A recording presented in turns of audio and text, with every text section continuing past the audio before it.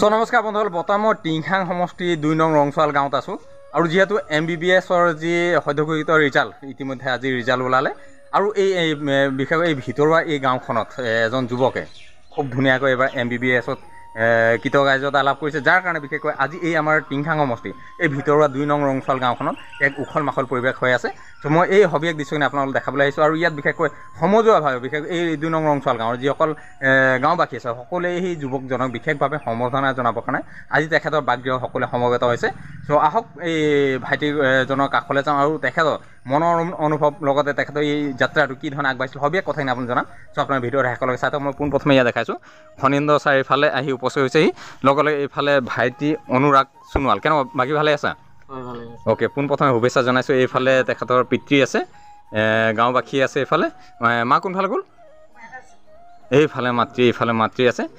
চ' মই আপোনালোকৰ কাষলৈ আহিম। চ' এই মুহূৰ্তত আমাক ফণীন্দ্ৰ ছাৰে এখনি ফুলাম গাঁওছে ভাইটিক শুভেচ্ছা জনাব বিচাৰিছে। চ' শুভেচ্ছা অলপ জনাবৰ কাৰণে অনুৰোধ জনাইছোঁ। সকলোৱে হাততালি এটা মাৰি দিব। আৰু ইয়াৰ পাছতো সেই গাঁৱৰ কিছুমান ব্যক্তিয়ে ভাইটিক শুভেচ্ছা জনাবৰ কাৰণে আহিছে। পেহীয়েক অ'কে।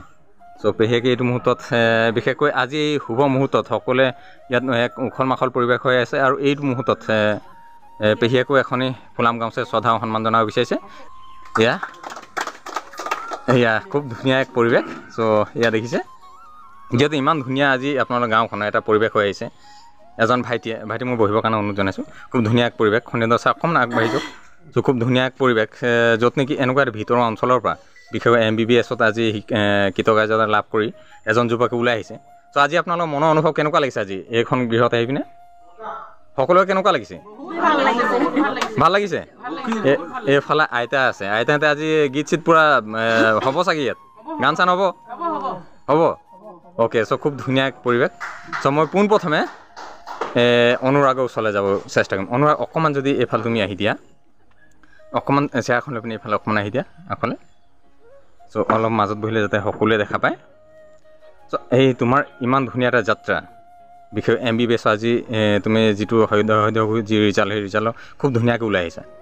তোমাৰ এই যাত্ৰাটোৰ বিষয়ে অলপ যদি আমাৰ দৰ্শক ৰাইজক জনাই দিয়া, কেনেকৈ আগবাঢ়িছিলা এই যাত্ৰাটো, তুমি কি ধৰণে তুমি এচিভ কৰিবলৈ আগবাঢ়িছিলা, এই যাত্ৰাটো তুমি যাওঁতে কেনেধৰণৰ তুমি কষ্ট কৰিব লগা হৈছিলে, এটা ভিতৰুৱা অঞ্চলত য'ত নেকি সঁচা অৰ্থত ক'বলৈ এটা বোকা পানীয়ে ভৰি থকা এটা ৰাস্তা, তাৰ মাজৰ পৰা তুমি ওলাই গৈ পিনে বোকাৰ পদমত ওলাই পৰিছা। চ' এই তোমাৰ হবিক যাত্ৰাখিনি অকণমান যদি আমাৰ দৰ্শক ৰাইজক জনাই দিয়া। নমস্কাৰ। পোনপ্ৰথমে সকলো ৰাইজলৈ নমস্কাৰ জ্ঞাপন কৰিব বিচাৰিছোঁ। শিক্ষা বুলি ক'বলৈ প্ৰথমতে মই ক্লাছ 4লৈকে গাঁৱৰ চৰকাৰী স্কুলতে পাঠ্যক্ৰম আৰম্ভ কৰিছিলোঁ। তেতিয়া তাৰপিছত ক্লাছ 5ৰ পৰা মই শংকৰদেৱ শিশু নিকেতন নাহৰকটীয়াত পাঠদান কৰিছিলোঁ। তাৰ পৰা মই মেট্ৰিক পৰীক্ষাত উত্তীৰ্ণ হ'লোঁ। তাৰ পৰা আৰু মই হায়াৰ ছেকেণ্ডেৰী ডিব্ৰুগড় জ্ঞান বিজ্ঞান একাডেমীৰ পৰা উত্তীৰ্ণ হৈছোঁ। আৰু তাতে মই মানে ডক্টৰৰ কাৰণে যিবোৰ কোচিং পায় তাতে মই কোচিং লৈছিলোঁ। আৰু তাই হায়াৰ ছেকেণ্ডেৰী মানে ফাইনেলটো পাছ কৰাৰ পাছত মই কোচিঙতো মানে তেনেকৈ নীট পৰীক্ষাত 2019 চনত সফলতা উত্তীৰ্ণ হ'ব পাৰিলোঁ। সঁচাকৈ ভাল লাগিছিল। আৰু মই তাৰপিছত 2019 বৰ্ষৰ আগষ্ট মাহত অসম চিকিৎসা মহাবিদ্যালয়ত নামভৰ্তি কৰিছিলোঁ। আৰু তাৰেই আজি 4.5 বছৰৰ পিছত আজি ফাইনেল MBBS পৰীক্ষাত সফলতা উত্তীৰ্ণ হ'ব পাৰিছোঁ। এই যাত্ৰাত বহুখিনি বাধা বিঘিনি পালোঁ। সঁচাকৈ ভাল লাগিছে। বাধা বিঘিনি মানে এটা নতুন এক্সপিৰিয়েঞ্চ হ'ল এইবোৰ, আৰু এক্সপিৰিয়েঞ্চবোৰ এইবোৰ জীৱনৰ সদায় মনত থাকি যাব। আৰু এটা কয় নহয়, মানুহে নিজৰ ওপৰত দৃঢ় প্ৰতিষ্ঠাৰে দৃঢ় বিশ্বাসেৰে যেতিয়া কোনো কামত আগবাঢ়ি যায়, হয়তো বহুত বাধা বিঘিনি পাব পাৰে, কিন্তু সেই বাধা বিঘিনি নেওচি তেখেতলোকে নিজক যদি বিশ্বাস ৰাখে আৰু কষ্ট কৰে, তেখেতলোকে মানে সফলতাৰ পথত উত্তীৰ্ণ হ'ব পাৰে। সঁচাকৈ ভাল লাগিছে আজি। অ'কে। চ' এই তোমাৰ এই যাত্ৰাটো হবিক তোমাৰ ইমান ধুনীয়া এটা আজি সফলতা। চ' পোনপ্ৰথমে তুমি ধন্যবাদ কাক দিব বিচাৰিবা? পোনপ্ৰথমে মই নিজৰ মা দেউতাক ধন্যবাদ জনাব বিচাৰিছোঁ, কিয়নো তেখেতসকলৰ কিছুমান বিচাৰধাৰাৰ দ্বাৰা আজি মই এই গাঁও অঞ্চলৰ পৰা বাহিৰলৈ ওলাই আজি এইটো পৰ্যায়ত মানে এইটো পৰ্যায়ত আজি থিয় দিব পাৰিছোঁ। গতিকে মোৰ প্ৰথম ধন্যবাদটো মা দেউতালৈ যায়। দেউতাতে ভগৱানৰ কৃপা আছে, গাঁওবাসী আছে, মোৰ শুভাকাংক্ষীসকল যিসকলে মোৰ ভাল ফলাফল আশা কৰি আছিল, তেখেতলৈ মই নথৈ ধন্যবাদ জ্ঞাপন কৰিব বিচাৰিছোঁ। অ'কে। চ' এই তোমাৰ এই শৈক্ষিক যাত্ৰাত যদি কোনোবা এজন যুৱক বা যুৱতীয়ে পুনৰ যদি এই তোমাৰ যিটো বিভাগত যদি আহিব বিচাৰে চ' ইয়াৰ প্ৰক্ৰিয়াটো কেনেধৰণৰ অকণমান যদি ইয়াত বা কোৱালিফিকেশ্যন কি লাগে বা কেনেধৰণে কোনটো সময়ত ইয়াত এণ্ট্ৰেঞ্চ দিব লাগে এই যাত্ৰাটো অকণমান যদি তুমি জনাই দিয়া ধৰক উঠি অহা নৱপ্ৰজন্মৰ কাৰোবাৰ না কাৰোবাৰ অলপ সহায়ক হ'ব পাৰে হয় প্ৰথম কথাটো হ'ল যে আপুনি প্ৰথম চায়েন্স ষ্ট্ৰীমত পঢ়িব লাগিব হায়াৰ ছেকেণ্ডেৰী চায়েন্স ষ্ট্ৰীমত কৰাৰ লগে লগে আপুনি তাৰপিছত হায়াৰ ছেকেণ্ডেৰী যেতিয়া ফাইনেল পৰীক্ষা দিব ফাইনেল পৰীক্ষা দিয়াৰ পিছত আপোনাৰ এটা সৰ্বভাৰতীয় পৰ্যায়ত এটা নিট বুলি এটা এণ্ট্ৰেঞ্চ এক্সাম হয় সেই নিট এণ্ট্ৰেঞ্চ এক্সামত আপুনি মানে ৰেংক ৱাইজ হয় আপোনাৰ তাতে কাউন্সেলিং হ'ব তাতে আপুনি কাউন্সেলিঙৰ ভিতৰত মানে উত্তীৰ্ণ হ'ব লাগিব তাতে কাউন্সেলিঙৰ প্ৰতি উত্তীৰ্ণ হ'লে আকৌ আপোনাৰ মানে আপোনাৰ নম্বৰ অনুযায়ী কিছুমান কলেজত আপোনাৰ নামভৰ্তি কৰা হ'ব সেই নামভৰ্তি অনুসৰি আপুনি কলেজত পাঠদান পাঠ্যক্ৰম আৰম্ভ কৰিব পাৰে অ'কে চ' ঠিক আছে ধন্যবাদ থাকিল শুভেচ্ছা থাকিল পৰৱৰ্তী যাতে খুব ধুনীয়াকৈ মানৱতা খাতত মানৱ সেৱা কৰা এটা ধুনীয়া সুযোগ পাইছে চ' আশা কৰিছোঁ পৰৱৰ্তী সময় খুব ধুনীয়াকৈ এই জীৱন যাত্ৰাত আগুৱাই নিবা যাতে তোমালোকে 10জনৰ লগতে এই গাঁওখনৰো যথেষ্ট বা এই সমাজখনৰ বা আমাৰ দেশখনৰ যথেষ্ট উপকৃত হয় তাকে কামনা কৰিছোঁ চ' পুনৰবাৰ আমাৰ তৰফৰ পৰা শুভেচ্ছা জনালোঁ চ' বন্ধুসকল এইটো মুহূৰ্তত সেয়া পিতৃ মোৰ লগত আছে মই তেখেতক আপোনালোক চিনাকি বাইদেউ কেনেকুৱা বাকী ভালে আছে আজি বহিল বহক একো নহয় আজি ইমান ধুনীয়া এটা পৰিৱেশত ইমান উখল মাখল পৰিৱেশ নিজৰ ঘৰখনত এটা সময়ত ইমান কষ্ট কৰিলে বোকা পানীয়ে গছকি পিনে আজি সন্তান ইমান এটা সুখ এটা দিব ইমান এটা ধুনীয়া ৰিজাল্ট আজি এই যে পুত্ৰৰ বা সন্তানৰ ইমান এটা সৌভাগ্য বা ইমান ধুনীয়া এটা ৰিজাল্ট মুমেণ্টত আজি নথৈ সুখী কাৰণ গোটেই গাঁওবাসী আহিছে চ' এই শুভ মুহূৰ্তত কিবা ক'ব মোৰ ক'বলৈ কি আছে প্ৰকৃততে মোৰ ইচ্ছা আকাংক্ষা আছিলে সৰুৰ পৰা ল'ৰাজন পঢ়াৰ প্ৰতি বৰ আগ্ৰহ আছিলে এই আগ্ৰহৰ ফলটো পাইছে কিন্তু মাতৃয়ে অধিক গুৰুত্ব দিছিলে পিতৃ হিচাপে মই সৰু চাকৰি কৰিছিলোঁ তথাপি মানে অৰ্থনৈতিক ক্ষেত্ৰত মই কোনো দিন মানে হেৰি কৰা নাছিল হেমাহি কৰা নাছিলোঁ সেই ফল পাইছে মই তাতোতকৈ আৰু সুখী কি হ'ম আৰু সকলো এই আমাৰ পৰিয়ালবৰ্গৰো উৎসাহ উদ্দীপনা দিয়াৰ কাৰণে সামৰ্থ্যৰে উত্তীৰ্ণ হ'ল এই সকলোকে ঠিক আছে আমাৰ ফালেও শুভেচ্ছা থাকিল চ' বন্ধুসকল ইয়াত যিহেতু মই দেখাইছোঁ যথেষ্ট কৰি যি গাঁওবাসী বা শুভাকাংক্ষী বা পৰিয়ালবোৰ সকলো আহি ইয়াত উপস্থিত হৈছে মই তেখেতসকলৰ ওচৰত যাম কিন্তু তাৰ আগত বিশেষকৈ আজি এটা ইমান ধুনীয়া এটা পৰিৱেশ এই পৰিৱেশত যিহেতু আইতাসকলো আছে যদি ইয়াত এটা বিহু গীত নহয় সেই ব্লগটো সম্পূৰ্ণ যেন নালাগিব চ' সকলোৱে বিহু গীত এটা হ'ব চাগে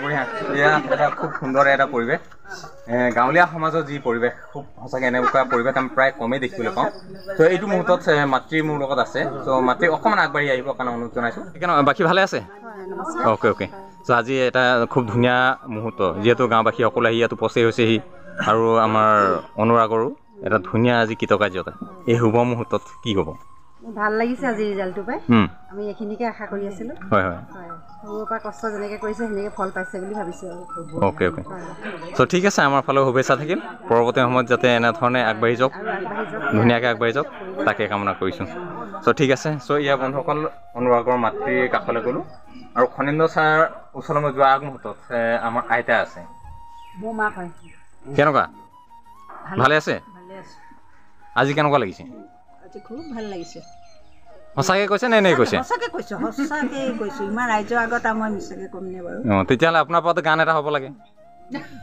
গাব নাই কোনে টানিব নোৱাৰোঁ ই অকণমান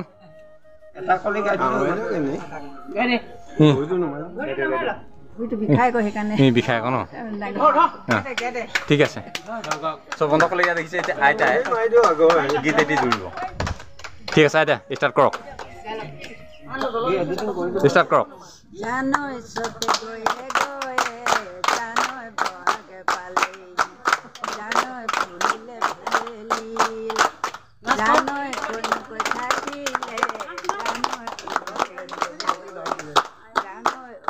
থাকিলে অনুৰাগ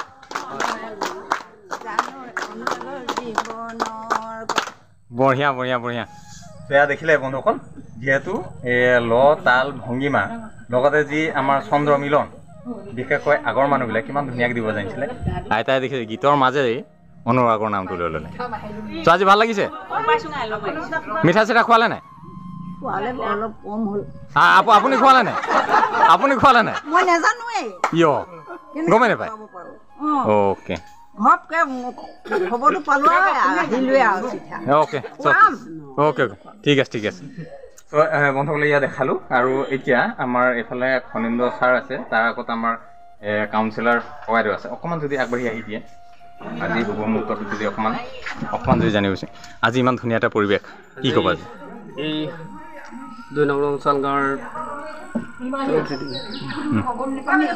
অনুৰাগ সোণোৱালৰ যি কৃতিত্ব তেওঁৰ কৃতিত্বত আমি তেওঁক অভিনন্দন জনাবৰ কাৰণে আমি ঢাপলি আহিছোঁ গোটেই ৰাইজে যিহেতু তেওঁ আজি 16 বছৰৰ পিছত আমাৰ এই গাঁওখনত এজন আমি MBBS ডক্টৰ পাইছোঁ তাৰ কাৰণে আমি বহুত তেখেতক আমি শুভেচ্ছা জনাইছোঁ অনাগত দিনত তেখেতৰ দৰে যাতে নতুন প্ৰজন্মই এই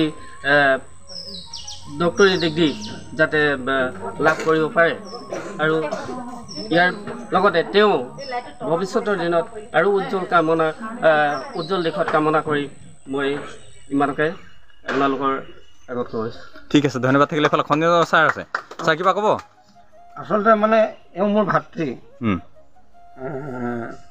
অগ্ৰাল বংশৰ হোমেশ্বৰ সোণোৱালৰ সুযোগ্য পুত্ৰ ডক্টৰ মৃগেন সোণোৱালৰ পুত্ৰ অনুৰাগ সোণোৱাল আৰু মোৰ দেউতাৰ নাম আছিলে স্বৰ্গীয় যদুনাথ শইকীয়া কিন্তু শইকীয়া বা সোণোৱাল হ'লেও আমি একেটা ঠালৰ আমাৰ ককাৰ 5জন মানে ভাই ককাই আছিলে আমাৰ দেউতা আছিলে ডাঙৰ তাৰপিছত এই অনুৰাগৰ যিজন পিতৃ সেইজন একদম সৰু আছিলে গতিকে ককাই হিচাপে মই আজি গৌৰৱান্বিত অ'কে চ' ঠিক আছে শুভেচ্ছা দি দিয়ক এটা শুভেচ্ছা এটা দি দিয়ক পৰৱৰ্তী ভালকৈ আগবাঢ়িব বুলি কৈ দিয়ক ভৱিষ্যত জীৱনত এতিয়া তুমি MBBS কৰিলা PG কৰি পষ্ট গ্ৰেজুৱেটত তুমি কোন বিভাগত চিলেক্ট কৰা আই কাণ নাক বা মনোৰোগ্য বিষয় কিয় যি হোৱা এইখিনি তাৰ পৰা কোনোবা এটা বিষয় বাছি লৈ যাতে পষ্ট গ্ৰেজুৱেশ্যন ক্লিয়াৰ কৰি তোমাৰ যি এই যাত্ৰাটো সম্পূৰ্ণ কৰি দিবা ঠিক আছে অ'কে চ' ধন্যবাদ তো বন্ধুসকলে ভিডিঅ'টো সামৰিব লৈছোঁ কিন্তু সামৰা আগমুহূৰ্তত আৰু এগৰাকী বৰ্মাক আছে চ' বৰ্মাকে অলপ শুভেচ্ছা জনাব বিচাৰিছে চ' আহক আগবাঢ়ি আহক ইয়াৰ এনেধৰণে বিশেষ এই 2 নং ৰংচোৱাল গাঁৱত আমাৰ এই অনুৰাগৰ বাকীত এনেধৰণে ইয়াৰ শুভেচ্ছা জনাব সকলোৱে আগবাঢ়ি আহিছে এয়া খুব ধুনীয়া আলিংগন আৰু খুব ধুনীয়া পৰিৱেশ চ' আমাৰ ফালে শুভেচ্ছা থাকিল চ' ভিডিঅ'টো সামৰা আগমুহূৰ্তত আপোনালোকৰ পৰা অনুৰাগৰ সুস্বাস্থ্য দীৰ্ঘায়ুৰ লগতে পৰৱৰ্তী যাত্ৰা যাতে নিষ্ঠা সহকাৰে আগবাঢ়ি যাব পাৰে তাৰ কামনাৰে আপোনালোকৰ পৰা এজাৰি হাত চাপৰি কামনা কৰিছোঁ ঠিক আছে ধন্যবাদ চ' বন্ধুসকলে ইয়াত দেখালোঁ অনুৰাগৰ যি MBBSৰ যি যাত্ৰা আজি সফলতাৰ কাহিনী খুব ধুনীয়া এক পৰিৱেশৰ যিহেতু ধুনীয়া পৰিৱেশ মানে কি হ'ল এটা গ্ৰাম্যাঞ্চল আৰু গাঁৱৰ যি সেউজীয়া পৰিৱেশ বিশেষকৈ 2 নং ৰংচোৱাল গাঁৱত ইয়াত সঁচা অৰ্থত পোৱা যায় চাৰিওফালে নৈ নিজৰাৰ লগতে যথেষ্ট গছ গছনি এক ধুনীয়া এক পৰিৱেশ আৰু তেনেকুৱা পৰিৱেশৰ পৰা যথেষ্ট ঘাত প্ৰতিঘাত আৰু সংঘাতৰ মাজেৰে আমাৰ এই অনুৰাগে বিশেষকৈ MBBS আজি সফলতা ল'বৰ কাৰণে সক্ষম হ'ল চ' আপোনালোকে আশীৰ্বাদ কৰিব যাতে পৰৱৰ্তী সময়ত এই অনুৰাগে তেখেতৰ এই যাত্ৰা যাতে খুব নিষ্ঠা সহকাৰে আগবাঢ়ি যাব পাৰে আৰু মানৱ সেৱাৰ কৰা যি সুযোগ পাইছে সেই সুযোগ যাতে চিৰস্মৰণীয় হৈ ৰওক তাকে কামনা কৰিছোঁ আৰু ইমানতে ভিডিঅ'ত চাই থকা সকলোকে মই বিনোদ খাই আন্তৰিক ধন্যবাদ জ্ঞাপন কৰি আজি এই ব্লগটো ইমানতে সামৰণি মাৰিছোঁ